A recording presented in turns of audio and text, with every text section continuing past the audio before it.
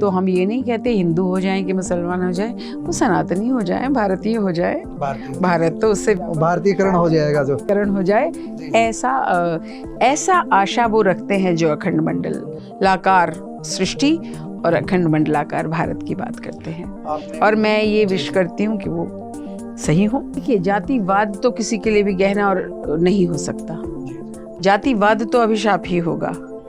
वर्ण व्यवस्था थी जो जाति नहीं थी सिर्फ, कि रिजर्व कंस्टिट्यूएंसी के अतिरिक्त भी यदि कहीं से SC/ST विजयी होता है और तब हमें रिजर्वेशन की आवश्यकता नहीं होगी, वो युग सही होगा। तो देश की राजनीति उधर चलनी चाहिए जहां आपको अपने गुण और कार्य के आधार पर प्रतिनिधित्व मिले। जो हमारे एक कुलपति हैं प्रोफेसर टंकेश्वर कुमार जी, वो भी इस नीति का हिस्सा रहे हैं। बच्चियों के लिए खास समस्या आती थी कि विवाह हो गया, बीच में छूट गई पढ़ाई, तो अब ऐसा होगा उनके क्रेडिट जमा हो जाएंगे ABC बैंक ऑफ क्रेडिट में, और फिर जब वो लौट के आएगी वहीं से आगे पढ़ना शुरू कर देगी। हम पूरे विश्वविद्यालयों के साथ मिलकर ये प्रयास कर रहे हैं कि ऐसा करिकुलम बनाएं कि बच्चों को विभिन्न विषयों का ज्ञान एक साथ प्राप्त करने का अवसर मिले। पहले था ना, इंजीनियरिंग वाला होगा तो म्यूजिक नहीं पढ़ेगा, इतिहास नहीं पढ़ेगा, लेकिन अब एलिजिबिलिटी भी बदल रहे हैं। भाई, आप साइंस स्ट्रीम से आए हो चाहे आर्ट्स स्ट्रीम से आए हो, आप आगे क्या करना चाहते हो वो आपका चॉइस है, विकल्प होगा। और डर है, आशंका है और दुर्विकल्प भी है, मैं ऐसे कहूँगी दुर्विचार है ये, क्योंकि इसकी आड़ में इतिहास को बदलने का प्रयास नहीं हो रहा। इतिहास को बदलने का प्रयास तो उससे पहले हो रहा है, क्योंकि इतिहास के साथ छेड़छाड़ भारत में की गई है। इतिहास या तो दरबारी होता है या फोर्स्ड होता है। आप प्रशंसा में लिख देते हैं या आपसे कुछ लिखवा लिया जाता है, लेकिन इतिहास इन दोनों के बीच का सत्य होता है। अगर इतिहास आपको ये बताता है कि आपके पास कुछ भी नहीं है, तो आप गौरव कहाँ से कर लेंगे?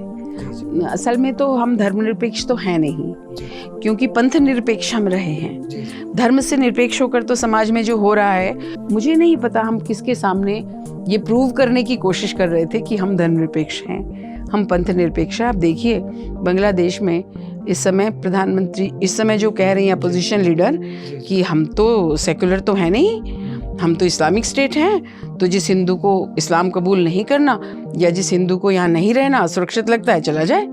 तो भारत का तो धर्म जो सनातन धर्म है वो अपने आप ही पंथ निरपेक्ष है।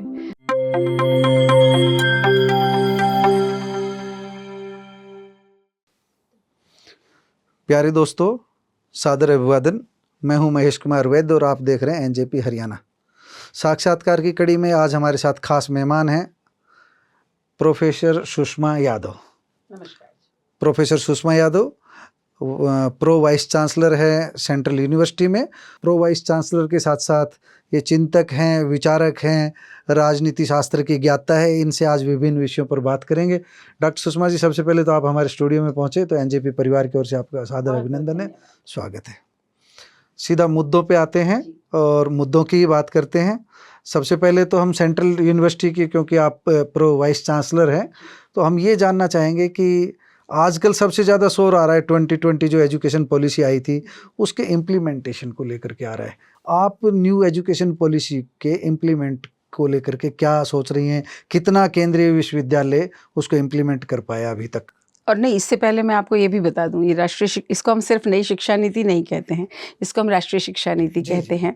और जिस समय राष्ट्रीय शिक्षा नीति बनी उस समय मैं विश्वविद्यालय अनुदान आयोग यानी UGC की सदस्य भी थी। 6 वर्ष में UGC की सदस्य रही हूँ और उसके बाद मुझे यहाँ आने का अवसर मिला। इससे पहले मैं BPS महिला विश्वविद्यालय जो कानपुर में हरियाणा में ही है उसकी वाइस चांसलर भी रही हूँ, कुलपति रही हूँ। तो राष्ट्रीय शिक्षा नीति को मैंने बनते भी देखा है और फिर क्रियान्वयन होते भी देखा है। राष्ट्रीय शिक्षा नीति को सभी केंद्रीय विश्वविद्यालय क्रियान्वित करने का तेज़ गति से प्रयास कर रहे हैं और उसमें हमारा केंद्रीय विश्वविद्यालय भी अग्रणी विश्वविद्यालयों में कहा जाएगा, क्योंकि जो हमारे एक कुलपति हैं प्रोफेसर टंकेश्वर कुमार जी, वो भी इस नीति का हिस्सा रहे हैं।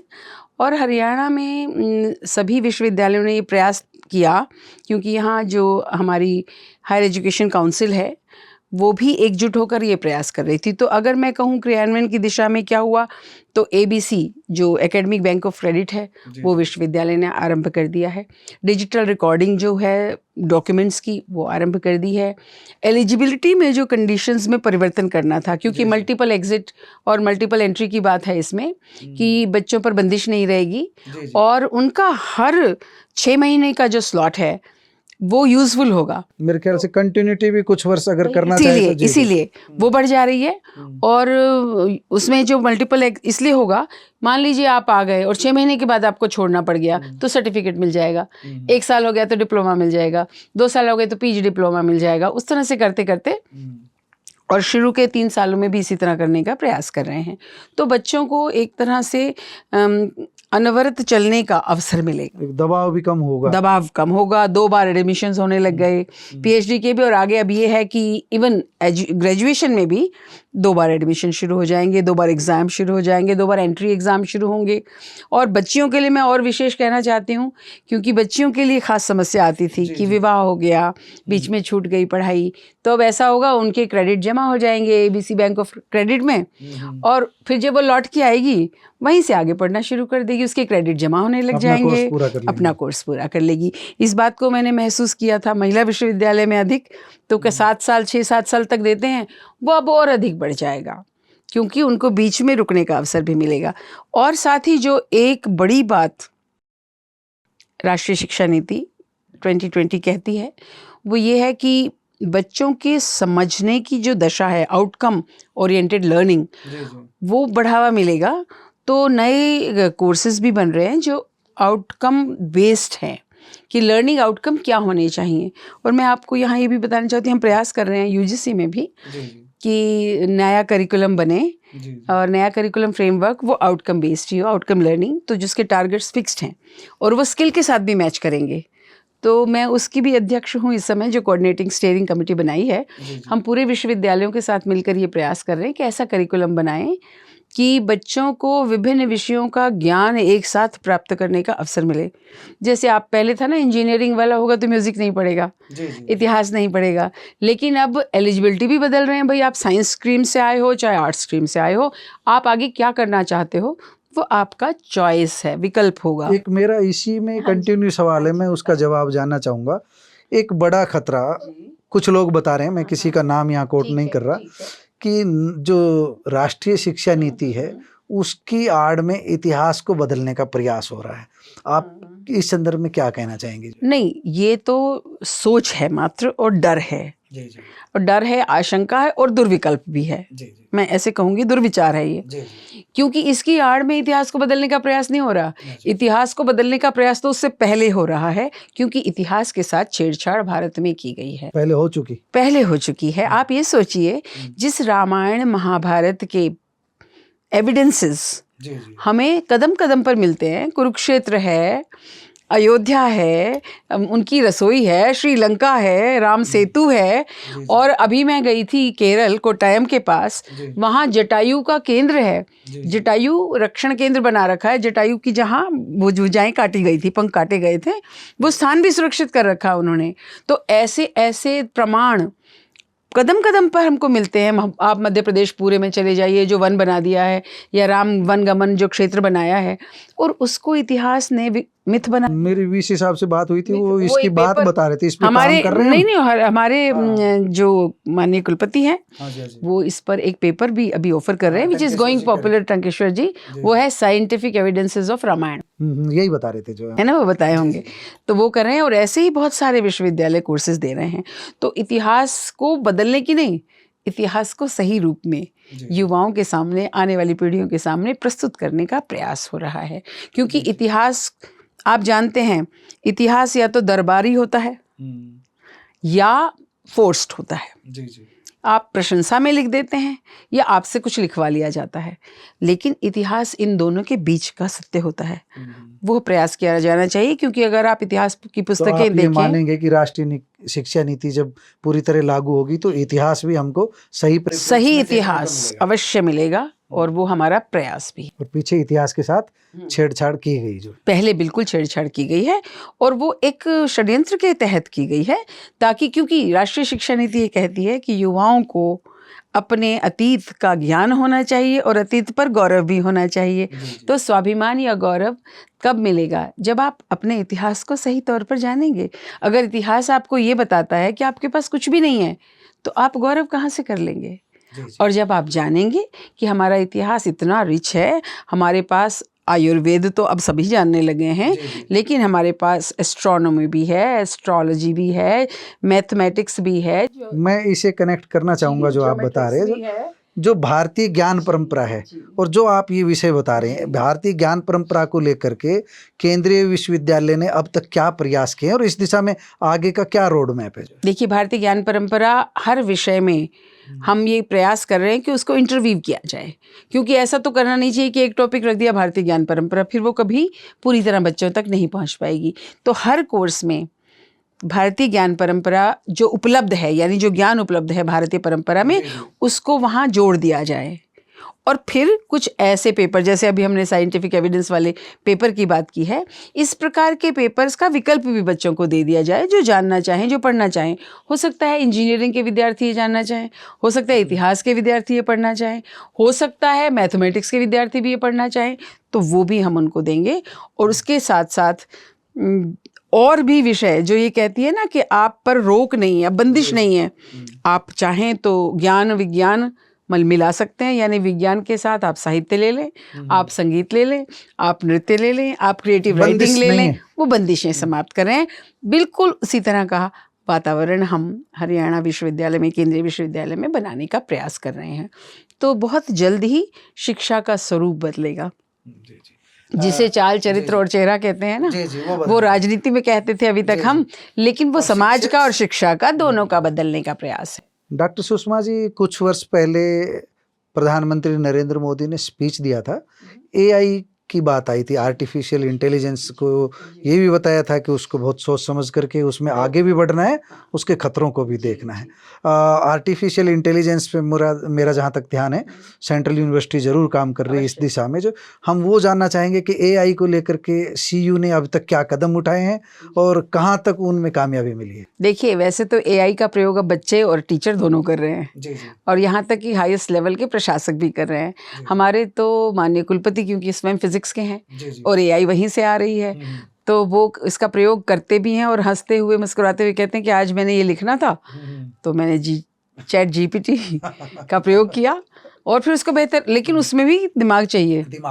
तो एआई को आप कभी भी बेदिमाग के प्रयोग, हाँ जी, है ना, सुधारने पड़ेंगे। तो बेदिमाग आप प्रयोग नहीं कर सकते। लेकिन हम ये प्रयास कर रहे हैं कि हम कुछ ऐसे कोर्सेज भी लाएं जहां एआई को किस प्रकार से प्रयोग किया जाए, the best use of AI, the best use of instruments which are available, and I can tell you it's part of ये है, मतलब राष्ट्रीय शिक्षा नीति का भी हिस्सा है। अब बहुत जगह कोर्सेज हो रहे हैं कि हम टीचिंग में उसका प्रयोग कैसे कर सकते हैं। हम ये प्रयास कर रहे हैं वो मेटा डाटा इकट्ठा करें और फिर किस बच्चे को किस प्रकार की आवश्यकता है, कौन बच्चा किस प्रकार से अधिक समझदार बनाया जा सकता है, या उसको कुछ अधिक ज्ञान दिया जाए, कुछ को कुछ स्लो चला जाए, कुछ को कुछ विभिन्न प्रकार की और जानकारियाँ दी जाएं।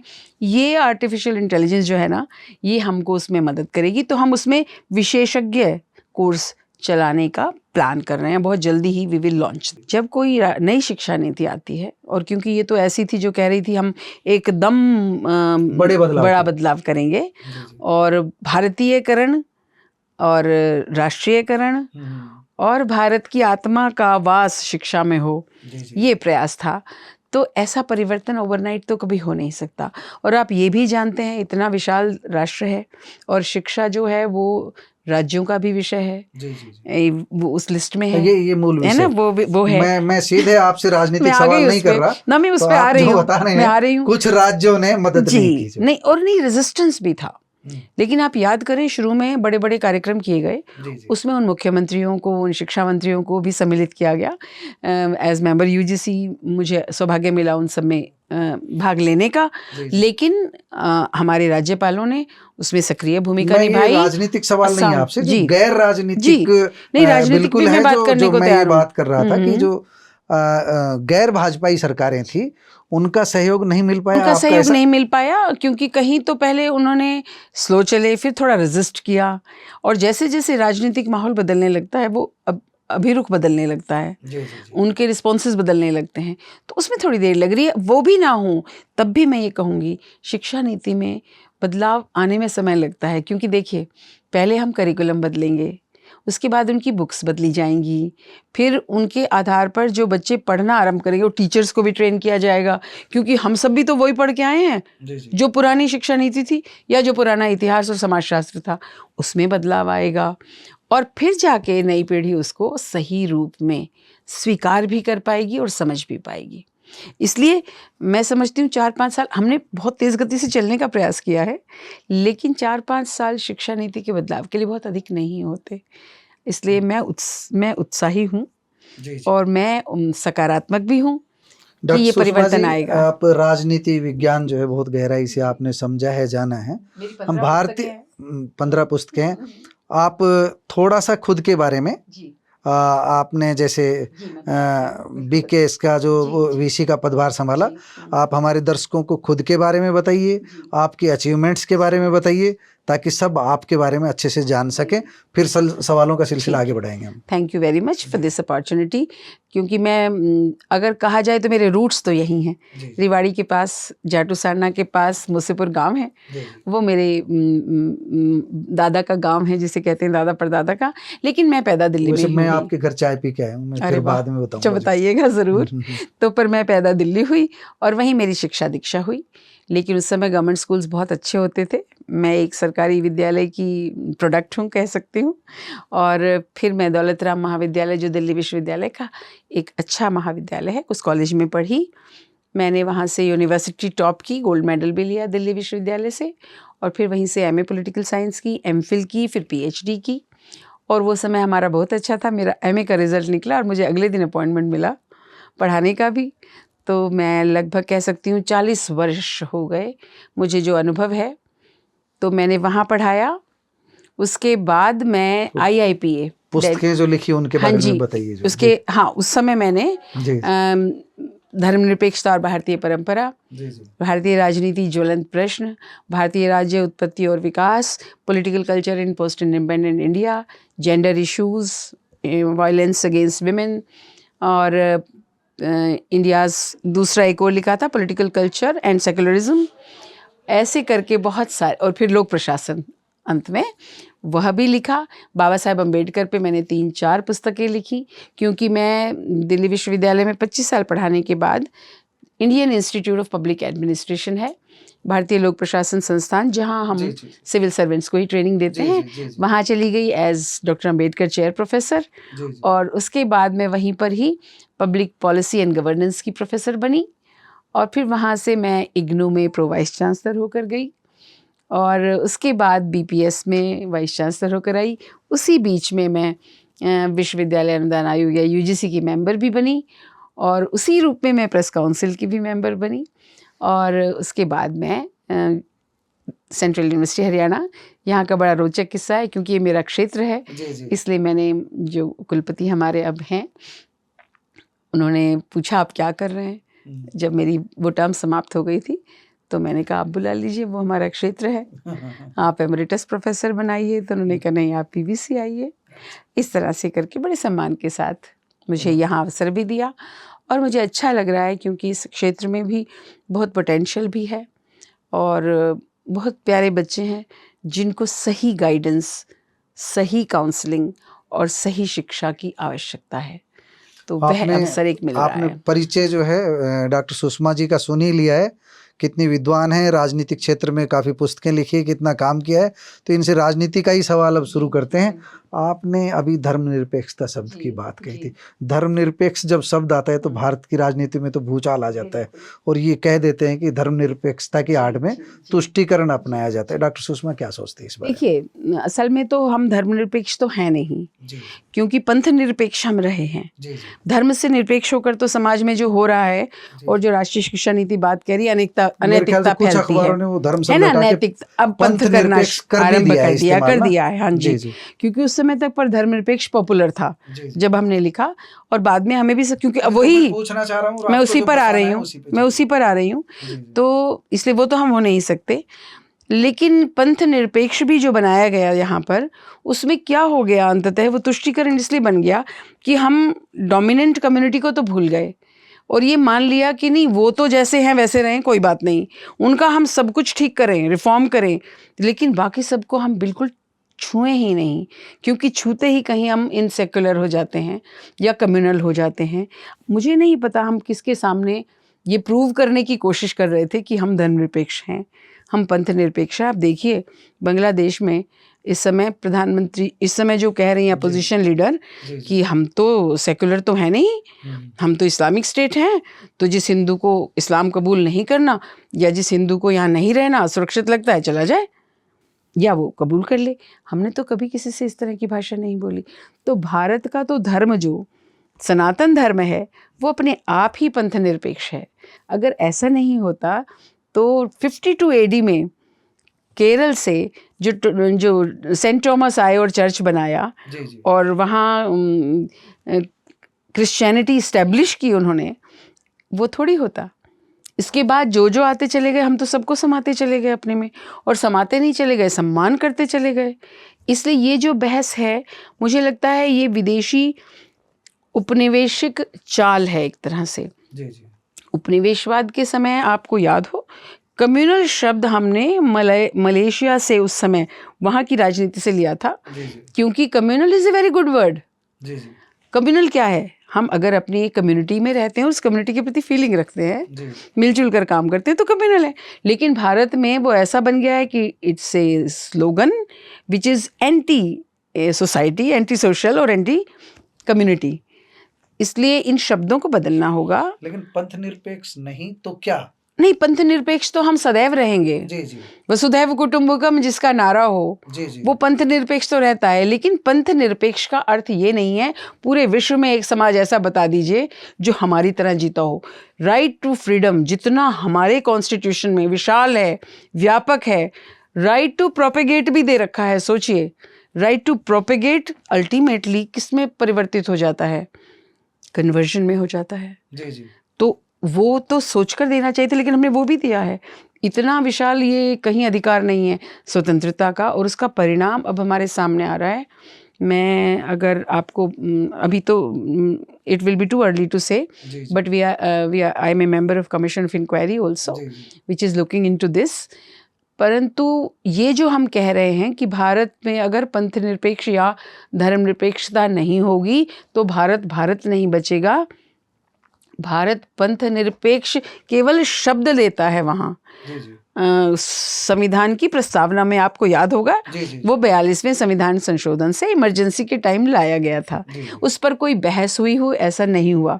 और आप याद करिए संविधान सभा में भी इस शब्द पर बहस हुई थी और इस शब्द को अडॉप्ट नहीं किया गया था, क्योंकि संविधान सभा की भी ये मंशा नहीं थी। जी, जी। इसलिए ये जो बहस बार बार उठाई जाती है, इसके पीछे कुछ असुरक्षा, कुछ वेस्टेड इंटरेस्ट और कुछ पॉलिटिकल इंटरेस्ट आप बहुत अच्छी तरह समझ सकते हैं। मेरा 3-4 दिन पहले एक महाराज श्री थे, उनसे एक विषय पर चर्चा हो रही थी। कुछ और भी पदाधिकारी बैठे हुए थे विभिन्न संगठनों के। विषय यही था जिस पर हम चर्चा कर रहे हैं। वो विषय ये आया था कि एक अखंड भारत की परिकल्पना कुछ संगठन कर रहे हैं, कुछ हिंदूवादी संगठन। जब वो अपने कार्यक्रम करते हैं तो अखंड भारत की तस्वीर भी लगाते हैं। उन्हीं में से कुछ ऐसे होते हैं जो 80-20 की बात करते हैं, कि 80-20 की बात करते हैं। आप भी समझ रही हैं, मैं भी समझ रहा हूँ, और जो दर्शक हैं वो भी समझ रहे हैं। जब 80-20 की बात होती है तो मैंने उनसे कहा कि जो क्या आप वाकई अखंड भारत बनाना चाहते हो? तो मैं जो ये उनसे मेरा सवाल था, मेरा सवाल पूरा होने दीजिए, कि मान लीजिए आज तो तुम 80-20 की बात करते हो, मान लीजिए बांग्लादेश, पाकिस्तान, अफगानिस्तान जब तुम कहते हो कि कभी भारत के हिस्से थे, ये सारे तुम्हारे अंदर आ गए, तुम 80-20 किसको कहोगे? तुम तो जो वो 60 फिर तुम 40 रह जाओगे। कैसा अखंड भारत चाहिए आपको? ये क्यों नाटक कर रहे हो? तो ये विषय था। तो इस विषय में मैं जानना चाहूँगा, अगर वैसा अखंड भारत आपको मिल गया तो वैसा अखंड भारत तो जो आप जिस आबादी की बात करते हो, आप जिसको 20 कह करके बोलते हो, तो वो तो आबादी अपने आप ही 60 हो जाएगी जो। हाँ, ये एक विचारणीय प्रश्न है। और ये बात अवश्य है कि हम किस धर से किसको देखते हैं। इस पर निर्भर करता है। जैसे कल भी विभाजन विभीषिका दिवस मना रहे थे हम लोग, और मैं गया था, भूपेंद्र यादव आए हुए थे खैरतल में। अच्छा, तो हमारे यहाँ भी एक लेक्चर कराया, उसमें जो वक्ता थे, और आप जानते भी होंगे मार्कंडेय आहूजा जी, पहले हाँ समझ गए, जो यूनिवर्सिटी के जो, हाँ जी हाँ जी। तो वो कहने लगे, हमसे ये कहते हैं कि ये पाकिस्तान से आए हैं। हम कहते हैं हम तो पाकिस्तान से नहीं आए, हम तो पश्चिमी पंजाब से आए हैं। पाकिस्तान तो वो बाद में बना है, हम जब पैदा हुए थे तब तो वो पाकिस्तान नहीं था। तो आप ये तो हमने बाद में बनाया है। और अभी भी आप देखिए कि लोगों का जुड़ाव उन प्रदेशों से जहाँ हम पैदा हुए होते हैं, उससे जुड़ाव हमारा नैसर्गिक रूप से होता है।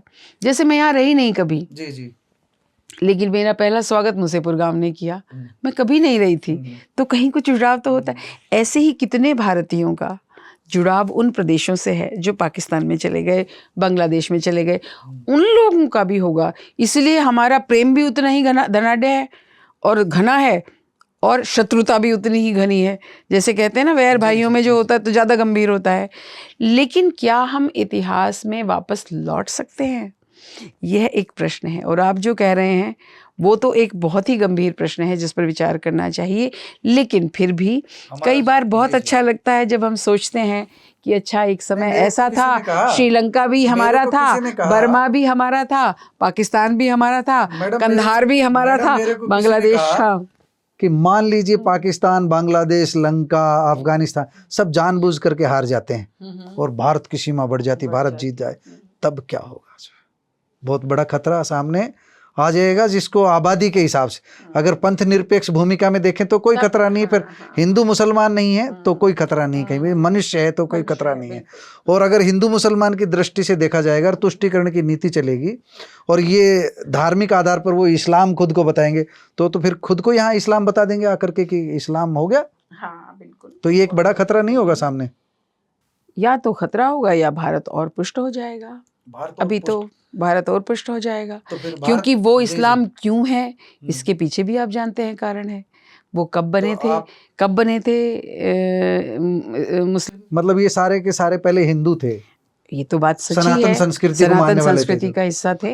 तो हम ये नहीं कहते हिंदू हो जाएं कि मुसलमान हो जाएं, वो सनातनी हो जाएं, भारतीय हो जाए, भारत तो उससे भारतीयकरण हो जाएगा, जो करण हो जाए, ऐसा आशा वो रखते हैं जो अखंड मंडल लाकार सृष्टि और अखंड मंडलाकार भारत की बात करते हैं। और मैं ये विश करती हूँ कि वो सही हो। आप, एक पत्रकार ने एक दूसरे पत्रकार से सवाल किया था कि जो भारत की जाति व्यवस्था है वो राजनीति से जुड़ी हुई है, जातिवाद, आरक्षण सब राजनीति है। तो उनका एक सुझाव था कि 85% दलित, आदिवासी, ओबीसी, पिछड़े, ये सब हैं, इनको इनका हक दे दीजिए और धर्म और जाति के कॉलम बंद कर दीजिए। जो साल 2 साल 20 साल बाद अपने आप ही सामाजिक समानता आ जाएगी। आपने जाति के कॉलम ये कब तक चलेंगे? तो इसको बिना घुमा फिरा करके मेरा सीधा सवाल ये है कि कोई कहता है जातिवाद हिंदू धर्म का गहना है, कोई कहता है जातिवाद हिंदू धर्म का आधार है, कोई कहता है कि जातिवाद हिंदू धर्म का अभिशाप है। डॉक्टर सुषमा क्या सोचती है जातिवाद की व्यवस्था के बारे में? देखिए, जातिवाद तो किसी के लिए भी गहना और नहीं हो सकता। जातिवाद तो अभिशाप ही होगा। वर्ण व्यवस्था थी जो जाति नहीं थी। सिर्फ वर्ण व्यवस्था तो कुछ हो सकता है कि इस समाज का गहना थी, क्योंकि उस समय समाज सोने की चिड़िया भी था, वो भारत सोने की चिड़िया था। तो लेकिन जातिवाद जब वो बन गया, जाति क्योंकि हमने पैदा नहीं की, जाति तो फिर से वही वो विदेशी आक्रमणकारियों की देन है। मैं यहाँ कोट करना चाहती हूँ, जे छटर ने जब कास्ट पे लिखा तो उसने कहा, we pigeonholed the Indian society, we created a caste where there was no caste. तो अब सुनार कोई कास्ट थोड़ी है, लेकिन हमने बना दी कर्म की। तो पर इतनी सारी बना दी उसमें से कि अब तो हम जातियों 3000 या कितनी जातियां हैं, गिनना मुश्किल हो गया, बहुत ज्यादा। जिस तरह हम बढ़ रहे हैं तो कभी नहीं हो सकता, ये अभिशाप है। और जैसा गांधी जी ने कहा था और जैसा संघ भी सोचता है कि समाज तो हमें समरस बनाना पड़ेगा, और इसलिए सिर्फ हिस्सों में बांट के भी काम नहीं चलेगा, क्योंकि हिस्सों में बांटने की बात तो वही करते हैं जो बांटना भी चाहते हैं समाज को। अंततः यदि हम जो सोच हम रखते थे, जो सनातनी सोच थी, सर्वे भवन्तु सुखिनः, यदि हम सबके सुख की बात करें सर्वे भवन संतु निरामयाः, और सब निरोगी हों और सभी खुशहाल रहें और कोई रोगी ना हो। वो जो हमारी कामना है, हम अंत में यज्ञ के बाद क्या कहते हैं, सबका भला करो भगवान। ये तो नहीं कहते मुझे ही दे दो सारी दुनिया, ये नहीं कहते। तो वह सोच यदि व्यवहार में परिवर्तित हो जाती है और हम इन भेदभावों को भूलकर सबके, देखिए निर्धनता अभिशाप है, बेरोजगारी अभिशाप है, कर्महीनता और अकर्मण्यता वो भी अभिशाप है। वो सब अगर हम दूर करते हैं, फिर अशिक्षा अभिशाप है, अज्ञानता अभिशाप है, वो अभिशाप हैं, उन्हें दूर करें और सभी को मनुष्य के रूप में, एक हमारी ही संस्कृति है जो कहती है अहम ब्रह्म अस्मि, तत्त्वमसि, तो वो व्यवहार में हम ले आए भाव, तो वस्तुतः हम इसको दूर कर सकते हैं और एक सुंदर राष्ट्र का निर्माण कर सकते हैं। आपकी बातों से मैं दो चीज़ों पर चर्चा करेंगे, फिर हम समापन की ओर बढ़ेंगे। आपने कहा वर्ण व्यवस्था की बात की, ब्राह्मण, क्षत्रिय, वैश्य और शूद्र। अभी थोड़ी देर पहले ही कोई सज्जन मुझसे कह रहे थे, जब ये कार्यक्रम चल रहा था, इस कार्यक्रम पर उनकी टिप्पणी थी, आप जहाँ आई पुस्तक का विमोचन समारोह, कि अहीर, सैनी, उन कई जातियों का लिया। बोले ये जातियां कौन से वर्ण में, ब्राह्मण, क्षत्रिय, वैश्य और शूद्र। मैं उनको जवाब नहीं दे पाया। डॉक्टर सुषमा कोई जवाब दे सकती हैं? देखिए ये जातियां हैं ना, ये दोनों उनमें है। बेसिकली तो हमारे यहाँ ज्ञानवान को ब्राह्मण कहा गया है। वो परिभाषा जो ब्राह्मण की है, जो पूरा कर दे वो ब्राह्मण है। लेकिन वो थी भेष देख मत भूलिए, पूछ लीजिए ज्ञान, मोल करो तलवार का, पड़ी रहने दो म्यान। सही बात है ना। लेकिन फिर जाति का कॉलम क्यों है? अगर ये हैं तो इन दोनों को जो आप कह रहे हैं ना, तो ये क्षत्रिय वैश्य में आते हैं। अभी तो अगर हम सुवर्ण व्यवस्था की बात करते हैं, जिन जातियों की आपने बात की, क्योंकि शौर्य के आधार पर, कर्म के आधार पर, शक्ति के आधार पर, पराक्रम के आधार पर और मेहनत, परिश्रम, जिसको हम एक शारीरिक परिश्रम कहते हैं, उसके आधार पर ये चलती थी। लेकिन इस प्रकार से विभाजन है कठिन, और मैं प्रयास कर रही हूँ, ये भी एक बोल्ड प्रयास है, लेकिन सरल नहीं है ये। एक राजनीति की बारीक समझ रखने वाली डॉक्टर सुषमा से अभी हम समापन की ओर है। भारत की राजनीति में ऐसा क्या दृष्टिकोण अपनाया जाए? आपने मोदी पूर्व का युग भी देखा है, मोदी का युग भी देखा है, काफी लंबे समय से आपने राजनीति को गहराई से देखा है। भारतीय राजनीति को किस दिशा में आगे बढ़ाया जाए जिससे जातिवाद, कम से कम जाति खत्म नहीं हो तो जातिवाद, जो वाद विहीन समाज की कल्पना जो कुछ लोग करते हैं, बौद्धिक वर्ग जो करते हैं, जो ओबीसी का, बीसी का, एससी का, एसटी का हक, मैं ज़्यादा माफ़ करना, अगर 52 से आज रिजर्वेशन हटा दी जाए और कोई कहा जाए कि इसको कोई क्या अनुसूचित जाति का पहुंच पाएगा विधानसभा, लोकसभा में? कोई रिजर्वेशन अगर अंबाला, सिरसा से हटा दी जाए, कोई पहुंच पाएगा? हमारी सोच नहीं बदली। सच बात है। तो ये सोच कैसे बदले, वो आपसे हम जानना चाहेंगे। मैं यही मतलब अच्छा है, अम्बेडकर चेयर प्रोफेसर के रूप में कहती थी, लोग कहते थे रिजर्वेशन कब तक चलेगी, और ये तो समाप्त होनी चाहिए थी। लेकिन जो बात आपने कही, मैं वो बात कहा करती कि रिजर्व कंस्टिट्यूएंसी के अतिरिक्त भी यदि कहीं से SC/ST विजयी होता है और तब हमें रिजर्वेशन की आवश्यकता नहीं होगी, वो युग सही होगा। तो देश की राजनीति उधर चलनी चाहिए जहां आपको अपने गुण और कार्य के आधार पर प्रतिनिधित्व मिले और लोगों से समर्थन मिले और प्रतिनिधित्व का अधिकार मिले, तब देश की राजनीति स्वस्थ होगी। इसलिए नहीं कि आप किसी एक विशेष वर्ग से, विशेष वर्ण से, उससे संबंधित हैं। और यही बात केवल प्रतिनिधित्व में नहीं, यही बात लगभग हर व्यवसाय में हो, क्योंकि तब यह राष्ट्र गुणों के आधार पर विकसित होगा। मेरा अंतिम सवाल आज का, हम ये आपने डॉक्टर राम मनोहर लोहिया को सुना होगा और दूसरे विद्वानों को भी देखा होगा। एक उपाय निकल करके आता है अंतर्जातीय विवाह, और अंतर्जातीय विवाह भी ऐसा निकल करके आता है कि जो दलित वर्ग का लड़का या लड़की और ब्राह्मण वर्ग के लड़का या लड़की, इस तरह की शादियां, अभी भी लड़कियां तो ले जाएंगे। हाँ, अभी वो बच्चे नहीं आ रहे हैं। हाँ, मतलब जो है दलित के घर जो है, वो जो उनकी ब्राह्मण की लड़की जिस दिन जाने लग जाए, दूसरे वर्णों की लड़कियां जब जाने लग जाए, तब ये भेदभाव, रोटी बेटी का अगर रिश्ता हो। जी। तो क्या इस उपाय से आप सहमत हैं? अगर ये हो जाए तो देखो, ये उपाय हो जाएगा तो धीरे धीरे फिर वो वर्ण व्यवस्था तो समाप्त होगी ही। क्योंकि फिर आप उसको किस कैटेगरी में रखेंगे? तो आप वर्ण व्यवस्था की तो कर्म के आधार पर बता ही रहे हैं। वो जातिवाद समाप्त हो जाएगा ना, और वो जिसको हम जिस रूप में समझ रहे हैं वो नहीं रहेगा। फिर वर्ण आपका वो होगा जो कार्य आप कर रहे हैं। तो ये एक बहुत महत्वपूर्ण और मजबूत तरीका हो सकता है समाज को बदलने का और समाज में समरसता लाने का। लेकिन इसके साथ साथ शिक्षा और वस्तुतः शिक्षा के आधार पर ज्ञान से संयुक्त मानस वह आवश्यक है, तभी हम समाज को बदल सकेंगे, तब हम बदल सकेंगे। और राजनीति को स्वस्थ दिशा देना आवश्यक है। दोस्तों, आप डॉक्टर सुषमा यादव जी की बात सुन रहे थे। इन्होंने विस्तार से सारी चीज़ें बताई है। सबसे बड़ी बात ये कही है कि जो हमारा आज का इतिहास है वह बिगड़ा हुआ स्वरूप है, उस इतिहास से छेड़छाड़ की गई है। और इतिहास जब सही परिप्रेक्ष्य में लिखा जाएगा, इतिहास जब सही रूप में सामने आएगा, तब समाज में काफ़ी बदलाव आएगा और समाज में शिक्षा का स्तर उन्नत होगा तो जातिवाद जैसी कुरीतियाँ भी दूर होगी। जब हम धर्म की बात करते हैं तो धर्म तो कहीं भी खत्म नहीं किया जा सकता। पंथ निरपेक्षता की बात करते हैं, हमारे संविधान में पहले इस तरह की व्यवस्था नहीं थी, जो बाद में आपातकाल के समय ये की गई। इसको हमको पंथ निरपेक्षता को और धर्म निरपेक्षता को अलग अलग करके देखना होगा। हम हिंदू बहुल देश है तो हमको हिंदू कहने में कोई संकोच नहीं है, इससे कोई संकीर्णता नहीं आनी चाहिए। लेकिन समग्रता में अगर हम हिंदू दृष्टिकोण को, हिंदुइज्म को समझेंगे तो हमको वर्ण व्यवस्था में जो कमियां हैं, जातिवाद की जो कमियां हैं, जातीय जो दृष्टिकोण देखने की जो कमियां हैं, उसको दूर करना होगा और सामाजिक समरसता की बात पर जोर देना होगा और कथनी और करनी को एक समान करना होगा। आपने समय दिया डॉक्टर सुषमा जी, आपका बहुत बहुत धन्यवाद। बहुत बहुत